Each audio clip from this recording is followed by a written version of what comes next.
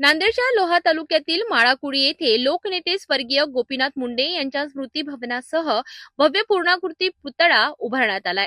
या पुतळ्याचे अनावरण मंत्री पंकजा मुंडे यांच्या हस्ते मोठ्या उत्साहात पार पडले। या कार्यक्रमाला माजी मंत्री धनंजय मुंडे यांचीही उपस्थिती होती। पंचक्रोशीतील नागरिकांनी मोठ्या संख्येने उपस्थित राहत या सोहळ्याला ऐतिहासिक स्वरूप दिले। पुतळा अनावरणाच्या वेळी मंत्री पंकजा मुंडे यांनी आपल्या वडिलांच्या आठवणी सांगताना भावना अनावर झाल्या। गोपीनाथ मुंडे यांनी सामान्य जनतेसाठी केलेल्या संघर्षाची आठवण सांगताना त्या भावुक झालेल्या दिसून आल्या। यावेळी बोलताना मंत्री पंकजा मुंडे म्हणाल्या की मी असो किंवा नसो पण गोपीनाथ मुंडे यांचं नाव जग कधीच विसरणार नाही। जगाला त्यांचं कार्य आणि नाव विसरूच देणार नाही, ही माझी शपथ आहे। कार्यक्रमादरम्यान उपस्थित नागरिकांनी गोपीनाथ मुंडे अमर रहे अशा घोषणांनी परिसर दुमदुमून टाकला। हा सोहळा केवळ पुतळा अनावरणाचा नसून लोकनेत्याच्या स्मृतींना उजाळा देणारा भावनिक प्रसंग ठरला। तुम्ही देखना पुतळा माझ्या बाबांचा बनवला। मुंडे साहेबांच्या पुतळ्याचा हात पकडून खरं रवले होते। आता मी कसं सांगू तुम्हाला की मला काय वाटतंय या दिवशी माझ्या जीवनामध्ये। मुंडे साहेबांच्या जाण्यानंतर त्यांच्या अंतिम संस्काराच्या दिवशी मी शपथ खाली होती की गोपीनाथ मुंडे हे नाव मी जगाला कधीही विसरू देणार नाही।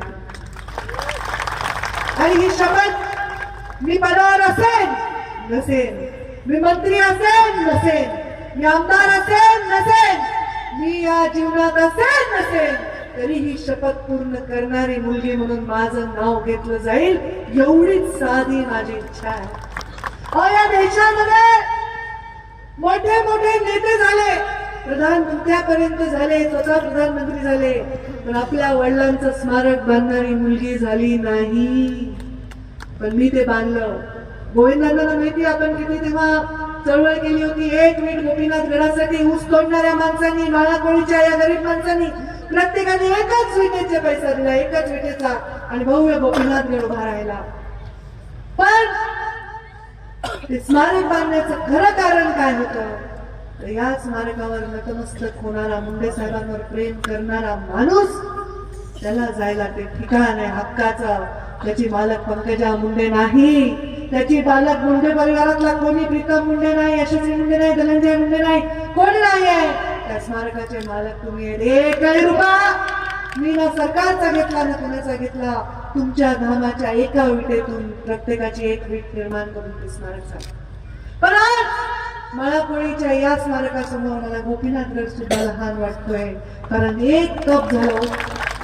12 दिवस आपण सुतक पाळतो, तेरावा करतो, गोड जेवण करतो, मग माणसाला आठवण राहत नाही। अशा जमान्यामध्ये 12 वर्ष एका नेत्याला जाऊन सुद्धा अजूनही त्याचं स्मारक उभं राहत आहे। बरं झालं या स्मारकाला 12 वर्ष झाली, बरं झालं। तुम्ही मला 12 वर्ष झाले, एक तप झाले, वाट बघावी लागली। अरे 12 वर्ष होऊनही अजूनही मुंडे साहेबांचा पुतळा उभा राहतोय, स्मारक उभा राहतोय। माझ्या कातड्याचे जोडे जरी मी केले ना आणि तुमच्या पायात घातले तरीही हे रूल फिटणार नाही। जिंदगी में कुछ इस तरह निभाया अपना किरदार, जिंदगी में कुछ इस तरह निभाया अपना किरदार, पर्दा गिर चुका है तालियां फिर भी बज रही है।